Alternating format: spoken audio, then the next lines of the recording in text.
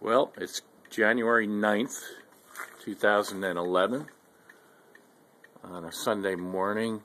It's around 10:30, and we had a little snowfall overnight here on Cape Cod, Yarmouth Port, maybe 4 to 5 inches. But it looks like the sun is coming out. Got a little blue sky overhead there, developing, and hopefully this stuff will be here for another couple hours and then melt and go away, so I don't have to get the snowblower out. The perfect snowstorm if that's the case.